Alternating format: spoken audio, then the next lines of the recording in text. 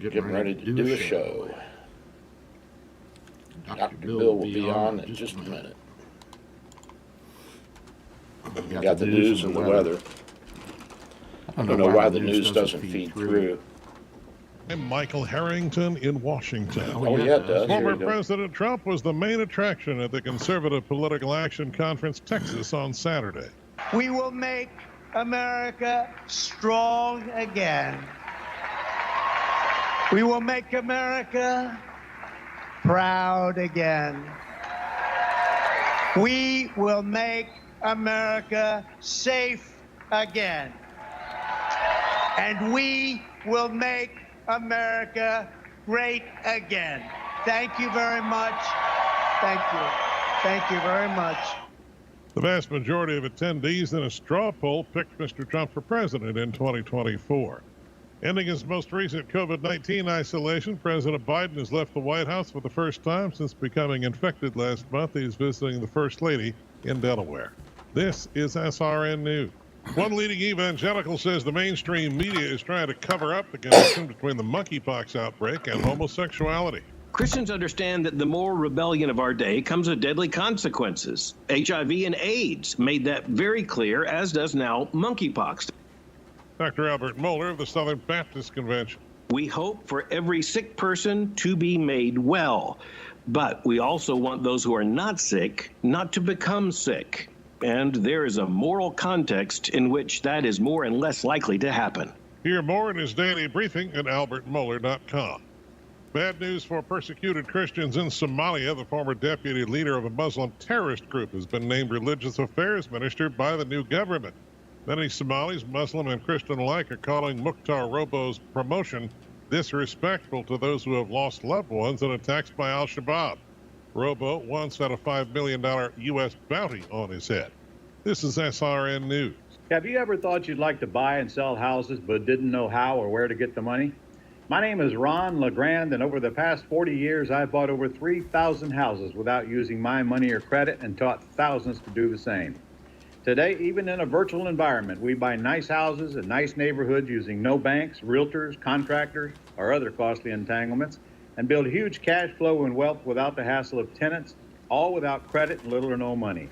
You don't need a license or experience, and I'll show you exactly how it's done.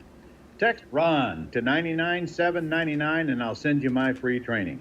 I promise I'll change the way you think about real estate and open the door to a new lifestyle that doesn't involve risk or rehabs and can quickly replace your current income. Text RON to 99799 and let me show you how to take your life back and build cash flow and wealth from your home. That's RON to 99799. Again, text RON to 99799. The following program is sponsored by Bay Area Medical Can Care Clinic. The latest from AccuWeather at the top and bottom of the hour. Only on AM 860, The Answer. Mostly cloudy today with a thunderstorm in the afternoon and a high of 94. Partly cloudy tonight with a low 78. Intervals of clouds and sunshine tomorrow with an afternoon thunderstorm and a high of 93. Plan with confidence. Download the redesigned AccuWeather app today. That's your AccuWeather forecast. I'm Gregory Patrick for AM 860, The Answer.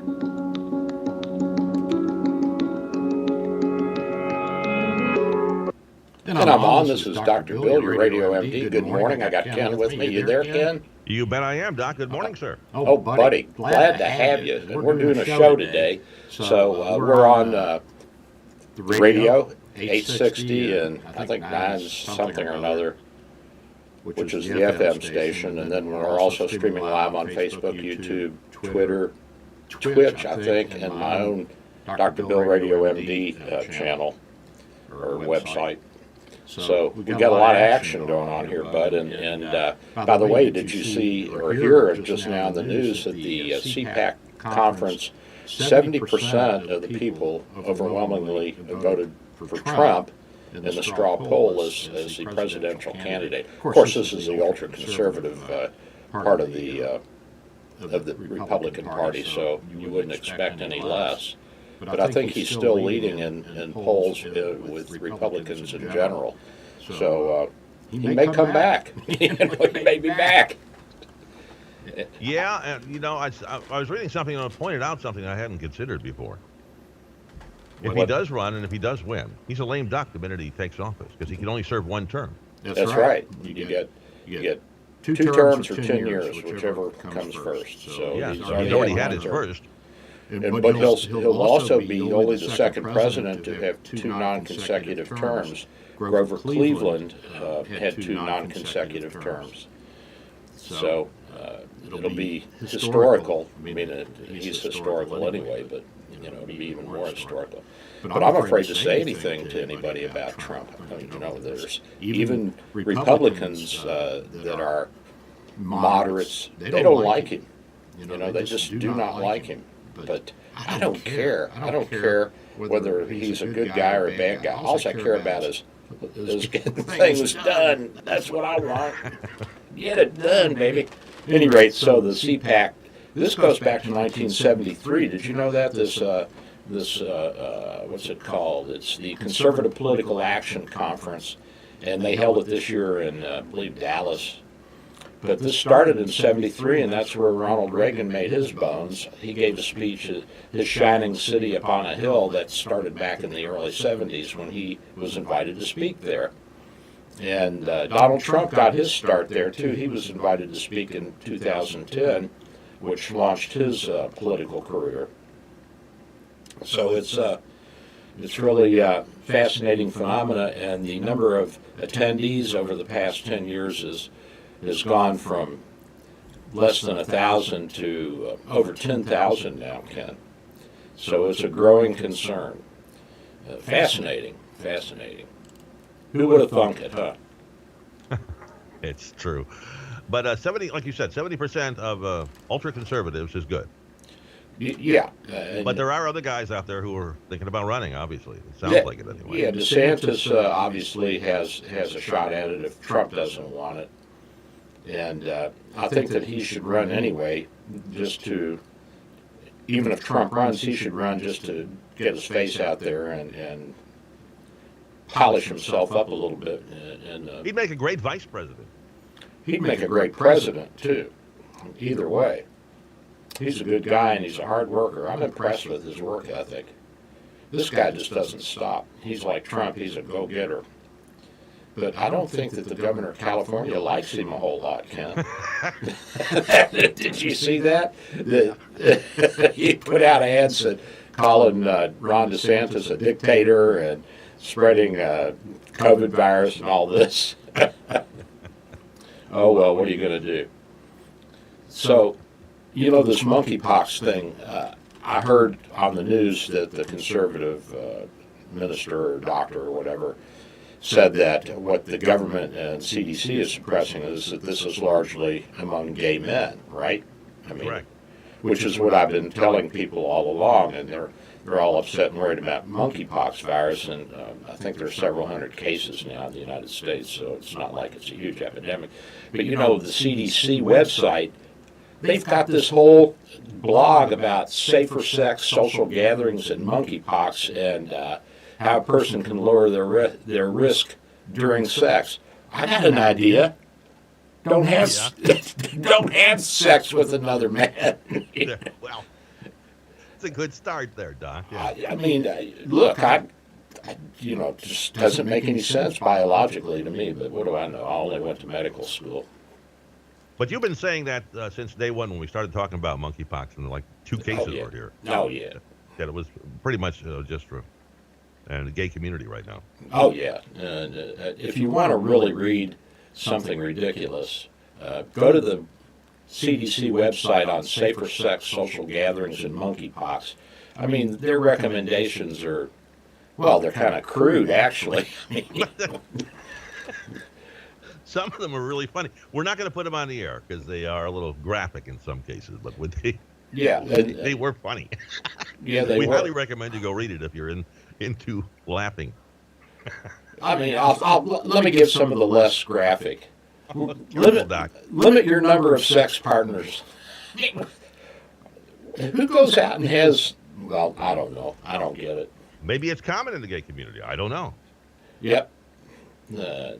Have virtual sex. This is just ridiculous. Any rate, we'll move let's on. not go any further. Yeah, let's not go any further there. He was reading some of the other ones to me off the air before we started. Not go any further. No, I'm not going any further, but you know what? I'm not worried about monkeypox. Now, billypox, that's another one. That one, I think. It does look nasty if you get it, though. I've seen some of the photographs of some of the patients. Oh, yeah. And we just got a missive from our medical director at the hospital that we have to go into the room if any suspected monkeypox, fully gloved and gowned and masked and eye protection and all that. So apparently the corporations and the healthcare industry are taking it seriously. Which should help. As long as it's not airborne. Well, I think if you're close and somebody coughs on you and they're actively shedding virus, you could get it. But it's not something that's going to hang in the air like COVID does. Now, the other thing that I wanted to touch on before we get too far along is, I talked last week about how I was wiring up another circuitry for my air conditioning unit in my garage. So I get everything pulled back to the wall, Ken. And there's, if you don't know what a conduit is, it's a pipe. It's just a hollow pipe, and it can be made of steel or it can be made of PVC, plastic, and so what you have to do now to meet code is you have to run your wire from the outlet back to the breaker box to your main panel in conduit. And so there was a conduit there that I pulled through, and I got back to the wall, and there's a little elbow there and a junction, and I didn't look at it closely when I first started working. It goes into the wall above the panel, the breaker panel. Guess what? There's no conduit. Once they went inside the wall, these guys just left the wire. I mean, it's cabled. It's in a flexible cable, like a plastic covering over the wires, but it's certainly not code. So then I had to go back and run a whole nother line of conduit and pull everything again. Oh my God, Ken, I don't think I'm going to do this again.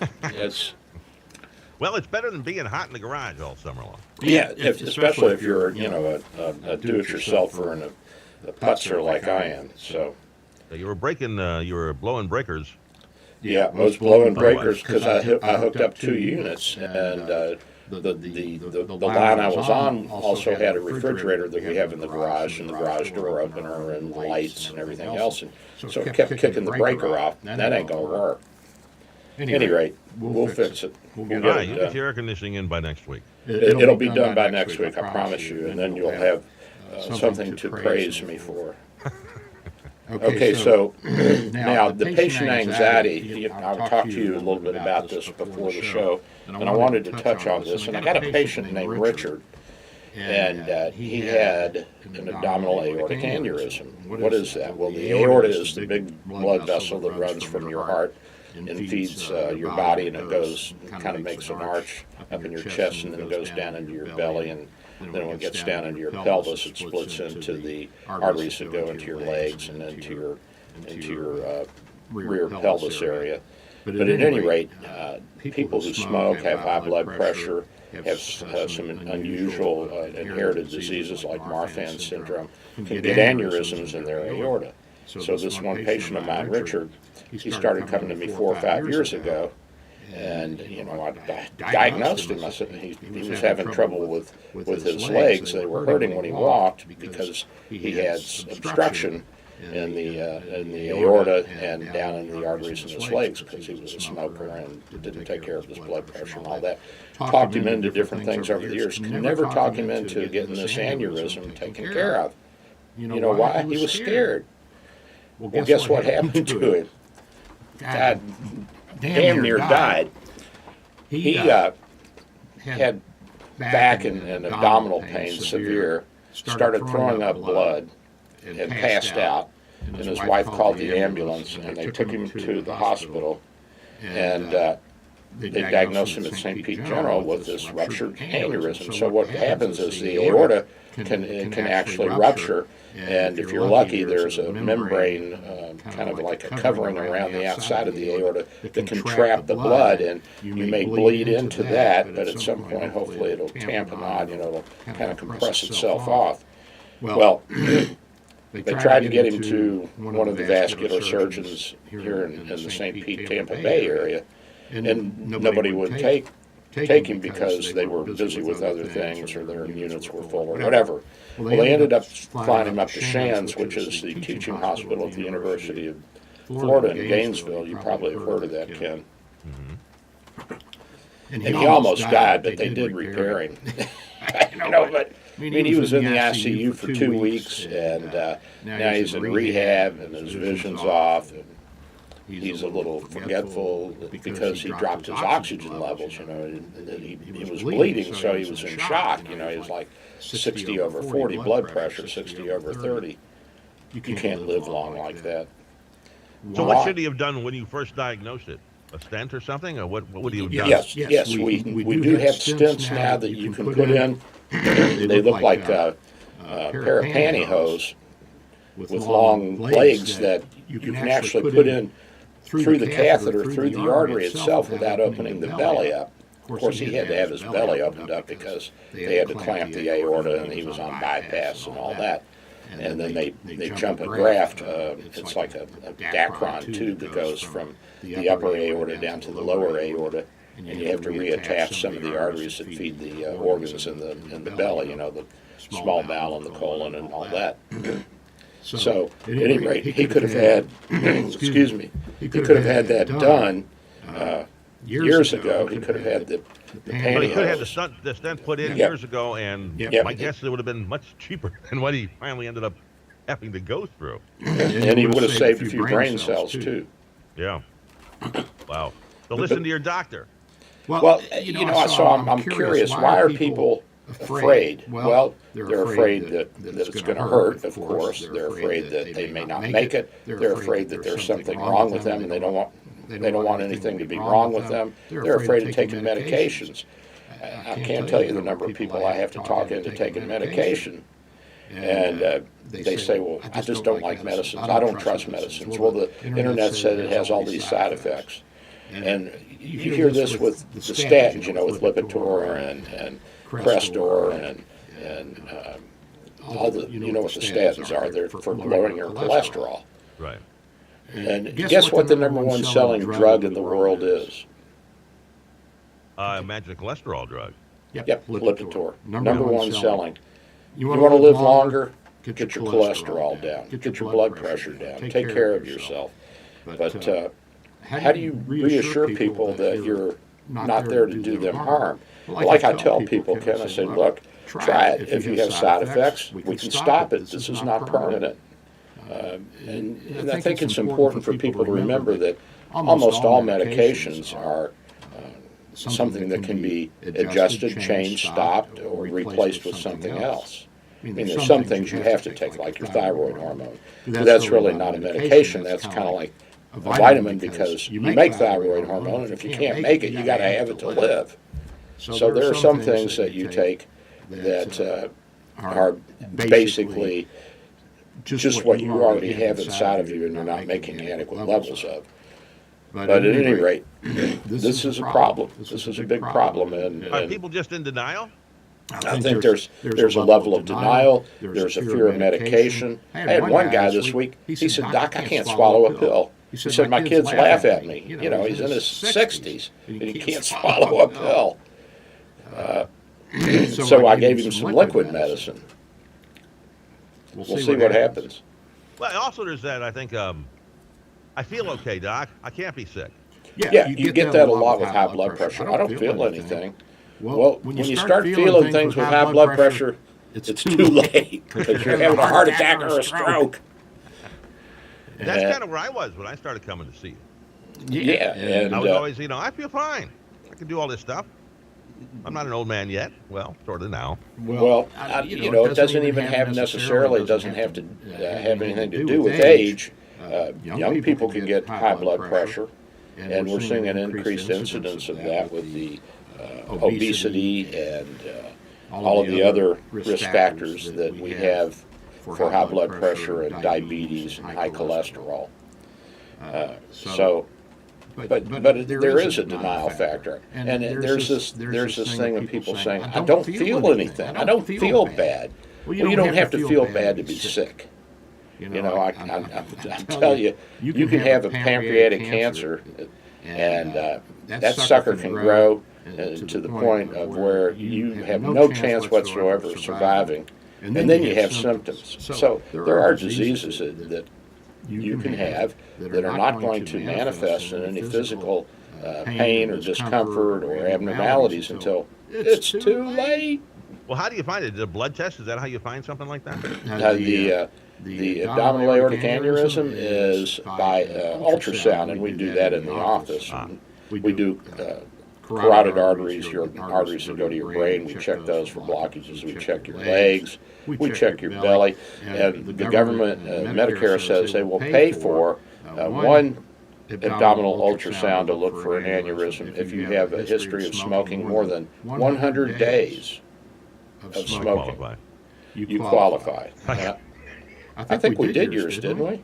We did just the heart. We did. Well, get your butt back in there and get the rest of it done. What's wrong with you? Oh my God, are you in denial? A little bit.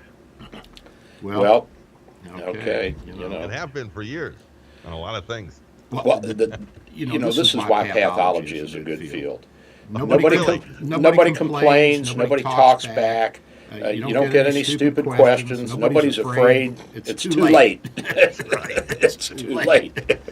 Undertaker too. The Undertaker, he's got the same little nice gig. You know, no customers complain.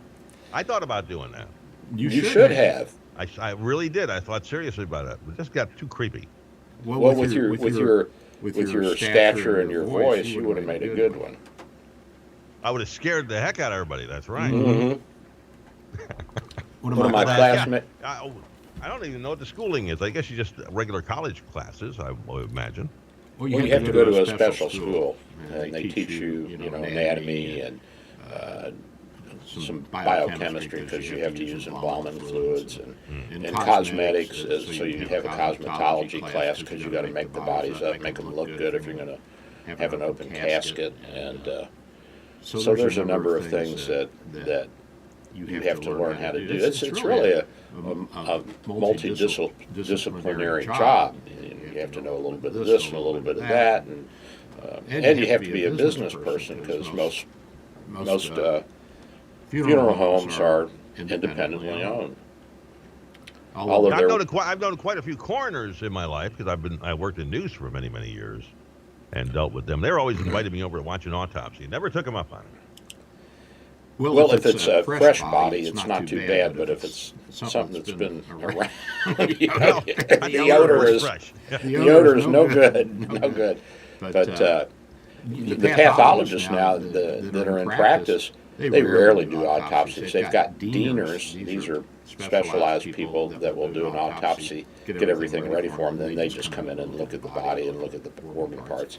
And of course, the forensics are done by forensic pathologists, coroners, whatever you want to call them. And that's my nephew Billy he's the Kentucky State Director, head forensic pathologist for Kentucky. My sister says he's better off with the dead than the living. And it fascinates me that he just enjoys so much being, grunging around in dead bodies. God knows where they've been or how long they've been there. It fascinates me how people can enjoy that. But he does. He loves it, and he's very He's very good at it. He's the chief pathologist for the state of Kentucky. That's big deal. That's a big deal. Yeah, I mean, there's only 50 chief pathologists in the country. Well, probably 51 or 2 if you count Puerto Rico and Guam and the American Samoas. But it's really a fascinating phenomenon. At any rate, don't be scared of the doctor. This won't hurt. Come closer. Hold still.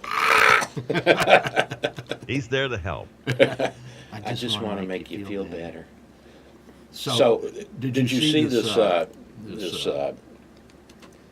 Inflation Reduction Bill, or whatever they call this thing, the Inflation Reduction Act? Not sure how it's going to do that, but Maybe you can explain it to me. It's not. Basically, it's a pork barrel for the green industry, and it's an attempt to cut the Medicare drug cost and private insurance drug cost. But it's only going to affect about 15 or 20 drugs, and these are the high-priced drugs. One of them is Xarelto. The Xarelto is one of the new anticoagulants, anti-blood. It keeps your blood from clotting. And you take that if you've had blood clots in your legs or your lungs, or if you have atrial fibrillation and risk factors. And atrial fibrillation is when the top of the heart beats 300 to 400 times a minute irregularly, so it just kind of quivers the two chambers at the top of the heart, the atria. And what happens is that the blood can kind of eddy and pool in little spaces like the appendage, which is a little hanging downy thing off of the left atrium. And blood can get in there, and if it's not mixed up regularly, it'll clot, and then you can throw a clot off, and it's in your brain. So we put people on this, and it is expensive. So some of the other drugs that are highly expensive are going to be the biologics that I'm always talking about, the monoclonal antibodies. But this is really not going to affect a great number of people, and it's not going to reduce the cost all that much. But another part of the bill is they're saying they're going to have a cap out of pocket of something like $2,000 per Medicare patient, and then I guess the government's going to kick in and take the rest of it. The problem here is that 95% of the drugs on the market now are generic or almost as cheap as generics. And the patents on these monoclonal antibodies, most of which are fairly new, some have been around for 20, 25 years, but most of them are popping up, within the past 10 years. There's a patent on these things. And so what's going to happen is this bill is going to bump heads with the patent laws. And these companies are going to sue. So this will be tied up in court. And the pharmacy benefit managers are the bottleneck in the whole thing, because the drug companies, they sell their drugs not directly to you and me, my friend. They sell them to pharmacy benefit managers, like your whatever insurance plan you're on, you have to go through your pharmacy benefit manager.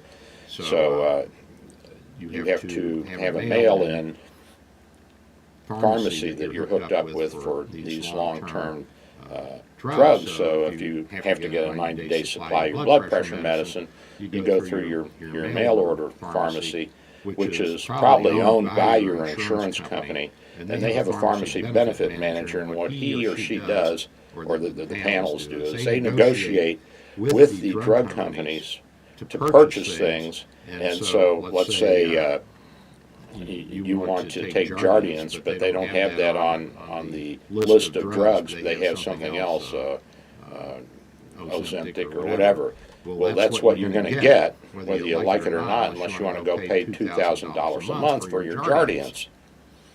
And so they also negotiate, Ken, with the pharmacies.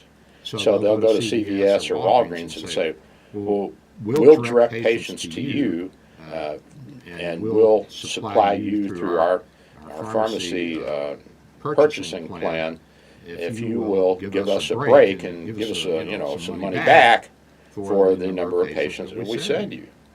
So it's a very complex and tortuous, and of course all this came about because the federal government gets deeper and deeper involved. So the more they get involved in this, the more complex this becomes. And it's not going to save a whole lot of money. You're talking $60-70 billion. And to me, that's not going to reduce the deficit by much, I'll tell you that. No, not at this point. No. I mean, when you got a $30 trillion deficit and you're talking about pennies, come on. Yeah. This is just stupid. At any rate, the free market ultimately will take care of things, but the problem is people cannot abide the time it takes for the free market to shake things out. Same way with medicine, with insurance, healthcare insurance. If you let the free market take care of it, over time it would work itself out. There would be people who say, well, if he'll do the hernia operation for $500, and I'm slow, I'll do it for 400. But that's not going to happen at any rate. Then the other thing is the Sinema, the senator from Arizona. She caved when she got her way, and her way was that the private equity cash recipients will be allowed to be taxed at a capital gains rate, which is 20% rather than at an ordinary income rate, which is, 38% when you're making that kind of money. And you say, well, what is this? Well, what it is these private equity companies, these hedge fund companies, these money management companies, the people that are actually at the head of the companies, they get a bonus, if you want, or a percentage if the fund makes money, and it may be delayed for a year or 2 or 3 or whatever until the fund has made adequate amounts of money. And then they're taxed on that at capital gains rate. Capital gains is an asset that you hold for more than a year, and then you sell it. And if you do that, then the tax rate goes from ordinary income under a year to capital gains rate for over a year. And this is to encourage business people to hold on to their investments and not to just trade in and out and in and out. So at any rate, they were going to tax this money at the ordinary income tax rate, and of course that was a big hullabaloo. And she said, well, I'm not going to vote for this as long as you have that in the bill. What this has to do with reducing inflation is way out of my league of understanding. It's like I went to sleep one day and I woke up on another planet the next morning. So guess where she gets a big chunk of her campaign funds from? Hedge funds. Hedge funds. And so her counterpart in this, of course, is not Manchin, but what's his name? Oh my God, I'm drawing a blank. Who's the leader of the Democrats in the Senate? Schumer. Schumer gets more than she does. From the hedge fund people. So that was a no-brainer for him, wasn't it? Yeah, that was an easy one. And so this was going to put, I don't know, maybe 60, 70, 80 billion back into the government coffers. But no. Now, Sinema votes for this. Manchin's voting for it because he got his pipeline and whatever else, and he can burn coal. And so everybody's happy now, and now the Republicans, I don't know, did they pass it yet on the Senate floor? I don't know what happened last night. Last night I heard there were going to be 2 votes on it. The first one passed. I don't know about the second one, though. I know they had a vote-a-rama going on, and the Republicans were tacking on all kinds of onerous things, but I don't know if they were going to have drop the nuclear bomb. And at any rate, we'll see what happens there. And of course, we'll still have to see this go through the courts and work its way through. And this is going to be a pork barrel for the darlings in D.C. that are green people. And of course, it's going to be a boon for guys like me who buy an electric car that's expensive, because I'll get another $7,200 back in incentives when I go to pay my taxes. So I guess I shouldn't complain, Ken. Yeah, you might want to be quiet, Doc. To hell with you guys. We can find out probably from the news in a couple of seconds here if that passed or not. So we're going to take a little news break here. Don't go anywhere. Before we do that, though, we have a question. Let's do it. Yes, this is for our weekly prize of 2 Dr. Bill, your Radio MD coffee mugs.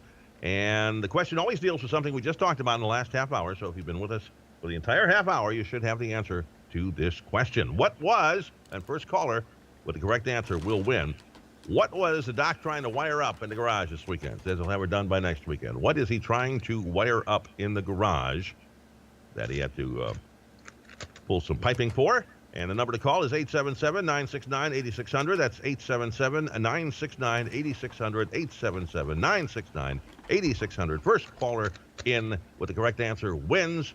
And again, the question is, what was the doc trying to wire up this weekend in the garage?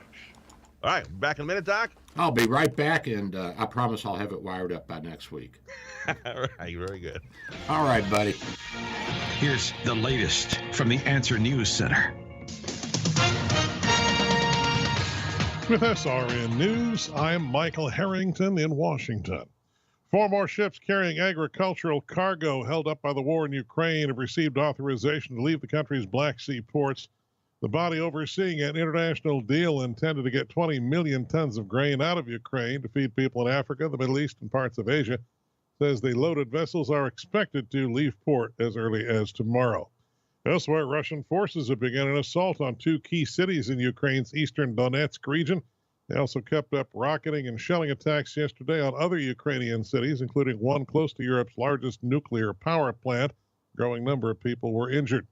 Colombia's first leftist president is in office today, marking a turning point in the South American nation's history. Senator Gustavo Petro is a former member of the notorious M19 guerrilla group. This is SRN News. AM 860, The Answer. Listen on our website, theanswertampa.com, on 100.3 FM, W229DJ Dunedin, by downloading the Answer Tampa app, or on TuneIn or Odyssey. Dr. Bill for Bay Area Medical, located at 6399 38th Avenue North in St. Pete, 727-384-6411, 727-384-6411. Full service clinic with x-ray, heart imaging, ultrasound, stress testing, and minor surgery. We provide quality health care in a warm and friendly atmosphere. We are multilingual, well-trained, and certified. Most American insurance and new patients accepted. Bay Area Medical, home of Can Care, 727-384-6411, 727-384-6411. Dr. Bill here. With social distancing and sheltering in place, telemedicine is here. Bay Area Medical, home of Can Care Clinic offers telemedicine for new and established patients. You can see me without an in-office visit. Schedule an appointment at 727-384-6411, 727-384-6411. When it's time for your appointment, type this web address into your cell phone or computer web browser, doxy.me/Bay Area Med. A cell phone works well and is all you really need. For computers, you need a web camera and speakers. We'll give you this address when you call for your appointment. We accept most insurances and travel insurances. Canadians and visitors, please call your travel insurance company for an authorization number prior to the visit. Co-pays and deductibles apply. Self-pay rates are available. Just ask. We accept credit cards, PayPal, and Stripe. 727-384-6411, 727-384-6411. Dr. Bill here. My friends at St. Pete MRI and Sleep Diagnostics are your best choice for state-of-the-art MRI, CT, and sleep studies. Quality unsurpassed. 25 years experience makes St. Pete MRI my go-to imaging center. Self-pay rates are competitive and out-of-pocket cost a fraction of a hospital. Conveniently accessible from both sides of the bay at 750 94th Avenue North, St. Pete, near the Gandhi. 727-577-2220, 727-577-2220. The latest from AccuWeather at the top and bottom of the hour. Only on AM 860, The Answer. Mostly cloudy today with a thunderstorm in the afternoon and a high of 94. Partly cloudy tonight with a low 78. Intervals of clouds and sunshine tomorrow with an afternoon thunderstorm and a high of 93. Plan with confidence. Download the redesigned AccuWeather app today. That's your AccuWeather forecast. I'm Gregory Patrick for AM 860, The Answer. And I'm back. A little anxiety music for those of you who are afraid of medications and blood pressure, but don't mind a cigarette every now and then. We hope this soothes you. Yeah. Oh my God, I'm picking on Ken again. All right, so this is you can't make this stuff up, Ken. This is honest to God. This is out of the Australian news agency. Snickers fans are threatening to boycott the chocolate bar after its parent company, Mars Wrigley, apologized to China for calling Taiwan an independent country in a recent new product promotion. And so the Chinese got all upset, and Weibo, which is a social media that I guess the communist Chinese love, they thousands of people, and remember this is a country of 1.4 billion, and thousands of people were upset, and they got mad at the South Korean boy band BTS who was also featured in the promotion, and so they're saying, we're not going to listen to your music, we're not going to let you sell it in China. So I guess Mars Wrigley apologized to the Chinese. And they said, well, that's not good enough because you not only have to apologize, you have to say one China, and Taiwan is part of China. So now the conservative candy bar eaters who love Snickers, which is me, by the way, we're going to boycott Snickers. There you go. And some of their other, some of my favorite candy bars are Snickers, Twix, and M&Ms. And oh my gosh, how can I do that, Ken? I don't know if I can actually get that up. Why would you boycott? It's just Chinese that are boycotting, right? No. The reaction is that China said, is here because China said, you better apologize, Mars Wrigley. And they said, okay, we'll apologize. And we didn't mean to say Taiwan was an independent country. And so now all the conservative Snicker bars eaters are going, you wimps, what are you doing? You're backing down to the Chinese. Really? That's ridiculous. Well, that's the way it is, my friend. Well, buy two, then. Go out and quickly. I don't know if the prices are going to go up or down. Probably down if there's a boycott, I would think. Might want to wait a few weeks. Get a better deal on your Snickers? Yeah, get a better deal. Instead of 75 cents, it'll be 72 cents. And that's the way it is. And also, did you hear that there's a tiff going on with Palestinians and the Israelis? And the Israelis, I think, have shelled and strafed and killed about 35 Palestinians, mostly terrorists, or whatever you want to call them. But of course, the everyday Palestinians are not happy, and their lives are disrupted. You can't go out of your house, and they feel like they're in a war zone, which, by the way, they are. Well, the Israelis, I think they said they took out the entire leadership of the Islamic Jihad. Good. Yeah. Doesn't hurt my feelings. No, me neither. And I think the Palestinians fired a couple hundred rockets into Jerusalem, but the Israeli Iron Shield or Iron Fist or whatever they call it got most of them. Yep, all but two. Yeah. Not bad. Not bad at all. At any rate, you got to give it to the Israelis. They're pretty smart people. More PhDs per capita than any country on Earth. They're the most highly educated people on Earth now. But the Dutch are still the tallest. And their spy agency is number one. Mm-hmm. We probably taught them everything they know. No, wait a minute. They probably taught us. They're probably teaching us a few things these days. Yeah. So what do you think about Pelosi's trip to Taiwan and South Korea and Japan? And I wonder why she did it at this point in time when her husband's back here having legal troubles. Do you think that's a distraction? Do you think it's coincidental? I don't know why she made that whole trip. I have no idea. And she's not running for president, and she's not negotiating for the country. I mean, the Speaker of the House doesn't do that. No, that's the president's job. He's in charge of foreign affairs, foreign policy. State, that's got nothing to do with her. So I don't know what she was doing. Nobody knows what she was doing. But one thing we know for sure is that President Yoon, the president of South Korea, he wouldn't meet her. Did you know that? No, I didn't hear that. He snubbed her, and so I think she met with their parliamentary or president or their speaker of their house or whatever. Oh yeah, that's an equivalent. So and so. It was an unfortunate absence, but he had a prior engagement. He couldn't make it. So, but the Pelosi met South Korean National Assembly Speaker Kim Jin-pyo, another senior members of Parliament last week. So she got to at least say hi to her cohorts there. What about Japan? Any troubles in Japan? No, I think they were kind of happy to see her, but I can't remember. But when Pelosi last visited South Korea in 2015, she met with then President of Korea, Park. We call it Park, but it's Bak, if you pronounce it in Korean. But to the English who heard that first, it sounded like Park.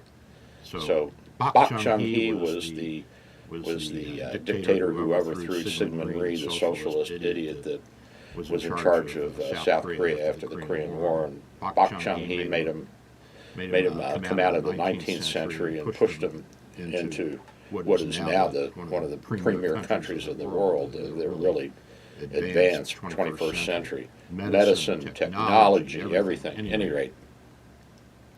So that's the story there. So what's going on with her husband? I heard that he was. He also had drugs in the system. Did you hear that? That I haven't heard yet. No, I heard about the DUI, but not the drugs. Yeah, I heard that. What kind?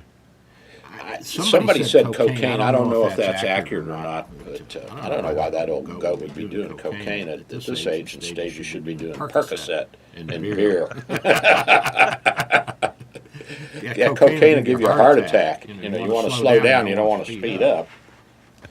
Maybe he was using it to stay awake. I don't know. You know, it's a little bit of it is an upper. Cocaine's an upper. So, at any rate. And then the Chinese news is all up in arms because of Pelosi's visit to Taiwan. And the Chinese Communist Party, you know, they're flying all these threatening missions and firing rockets over Taiwan. And the White House summons the Chinese ambassador to tell him that they strongly condemn provocations by the Chinese Communist Party of firing over Taiwan. And I'm sure the Chinese ambassador was very upset and ran home and told President Xi not to do that anymore. But I don't. Well, once they told her she couldn't come, she had to go. Well, yeah. Once they made a big deal out of it, she couldn't back down. But remember last weekend she was going to back down. The White House almost had her talked out of it. And then I guess some of her cohorts said, "No, you can't do that." You don't think she's going to run for president? She's too old. On the mummy ticket? What? On the Undertaker ticket? I mean, my God, the woman is ancient. Yeah, she's too old. She's probably got more plastic in her than she has real parts now. So the Chinese are roundly condemning the United States, and they're saying that our allies are not with us, and that we've received limited endorsement from allies on the groundless accusations against China on Taiwan Strait tension. Proving one China policy principle is a strong international consensus. I don't know if that's true or not. I'm sure the majority of countries in the world are for a one China policy, and I think Jimmy Carter's the one who said we're no longer going to recognize Taiwan as an independent country, but we would recognize China.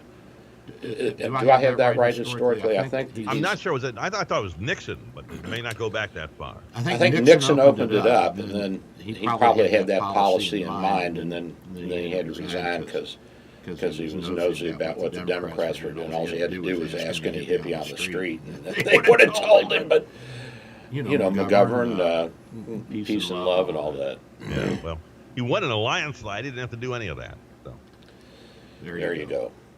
Anyway. And I don't think Ford had time to do anything, so it must have been either Jimmy or.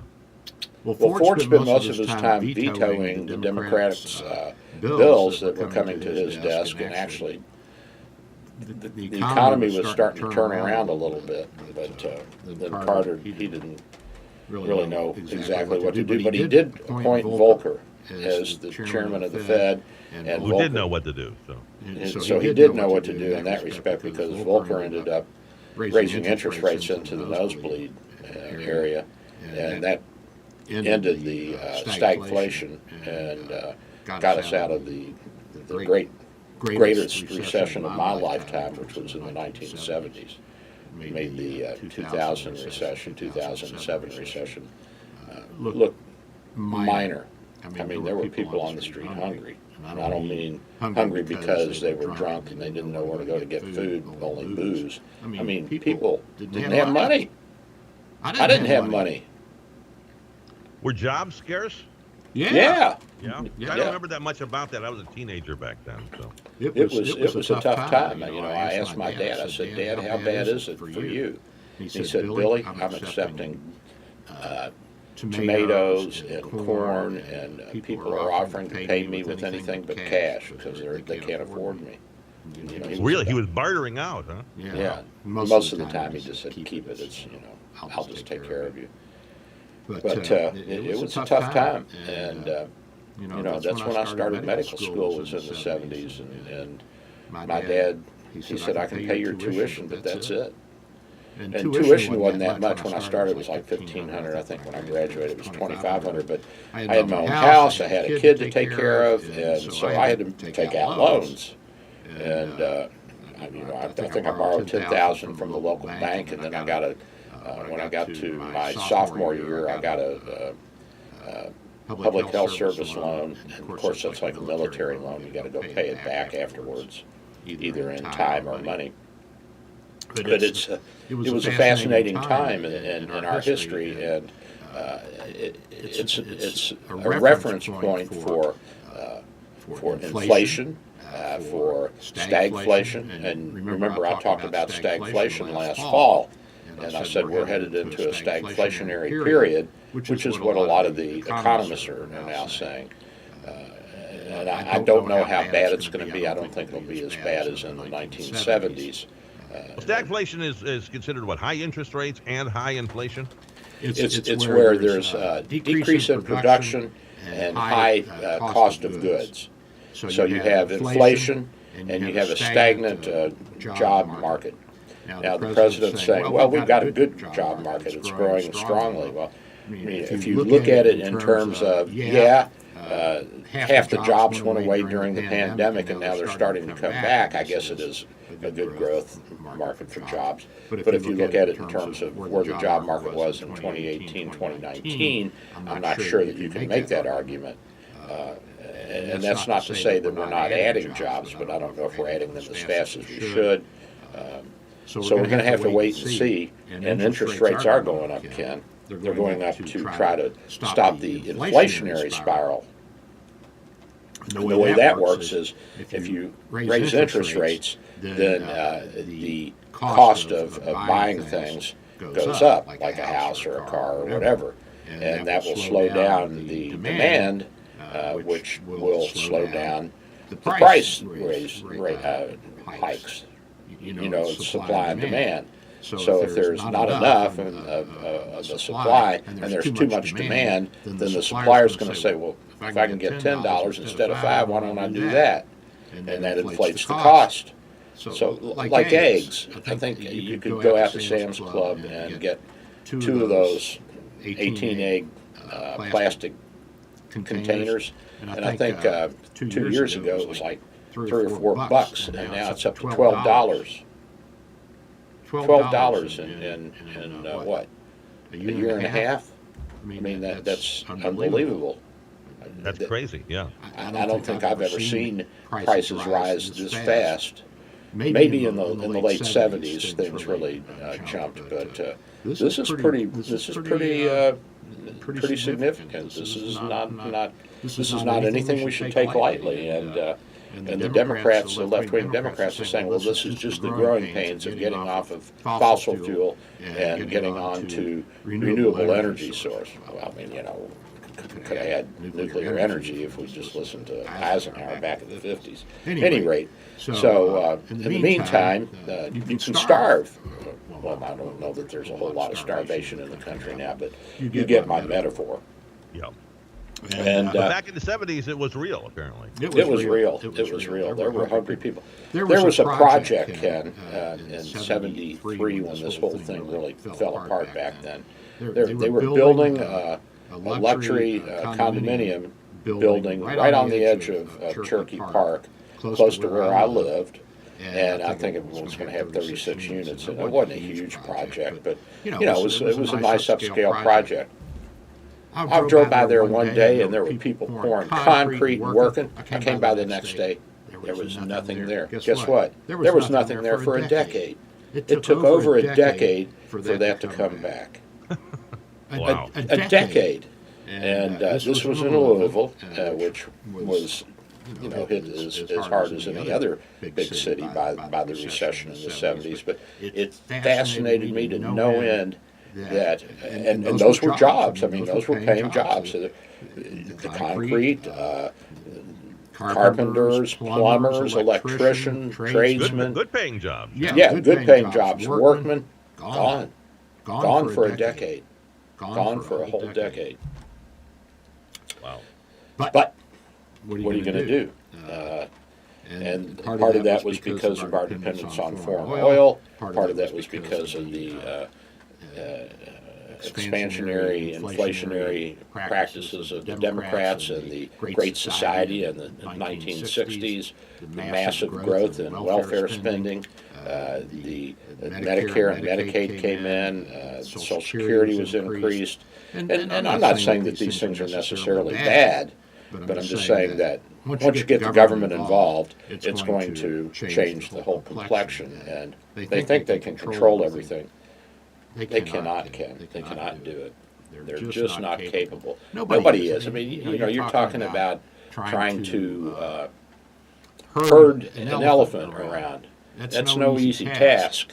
And I guess if you get them young enough and get them to fear you, which is what the Democrats would like, they'd like all the young people to be lockstepped into the socio-fascist mold that they have envisioned for us all, where they can fly around in their jet planes and their limos, and we have to take the city bus everywhere we go. But there's no city bus that goes from my house up to my office, so what do I do? I don't know. Well, someday it's all going to come crashing down on us. Who's ever fortunate to be living in the country at the time. I think you and I will probably be gone by then, but I think so, and I surely hope that we can continue on to be the great power that we are, because there's just no country like this, and there never has been in the history of the world. I don't understand the hatred of the country by people like my sisters. Why do they hate us so much? And they think that we're evil because we had slavery. They think we're evil because we don't have socialized medicine. They think we're evil because we're not moving off of fossil fuel fast enough. And anybody who says anything about global warming being tied to the tilt of the Earth's axis or anything else is somebody who should be hung in a public place. And you say, okay, well, where's your studies? Where's your evidence? Well, I can just look around and see. Well, no, you can't. You can't just look at something and say, I know what I know what's happening here. I know monkeypox is caused by monkeys. It doesn't have anything to do with humans. I mean, why? Show us the data. That's right. Show us. Where's the data? Show me the data. That's all I want to know is show me the studies. My mind is open, but you've got to show me the data. And if any scientist says, well, the tilt of the Earth's axis influences ice ages, like I talked about last week, the press isn't going to play that. That's absolutely true. The left-wing press is not going to air that. No. And you're not going to get on Nat Geo with that. And you're not going to get on any Animal Planet shows or anything that has to do with nature, because that's not in their dialogue. That's not in their mindset. That's not in their philosophy or their theology or whatever it is. I mean, this is stupid. Look, Ken, look. At the beginning of the 14th century, people thought that if you had a plague come along, it was because you were evil people. And then after the Black Plague swept through Europe, and the whole world basically, and it killed priests and nuns, good people, bad people, the clergy, the monarchy, the peon workers, the kids started saying, wait a minute, why would God punish Sister Mary Honeysuckle? Come on, what's this all about? Yeah. Got 10 seconds. Say goodbye. Oh, goodbye. I'll see you guys later. I love you. I'm Dr. Bill. Thank you for listening to Dr. Bill, your radio MD. Join Dr. Bill every Sunday morning at 9 for more insight, information, provocation, and fun. Dr. Bill Handelman practices in St. Petersburg, Florida at Bay Area Medical Can Care Clinic, 6399 38th Avenue North. For your convenience, telemedicine appointments are available. Call his office today at 727-384-6411. That's 727-384-6411. Or visit his website at cancareclinic.com.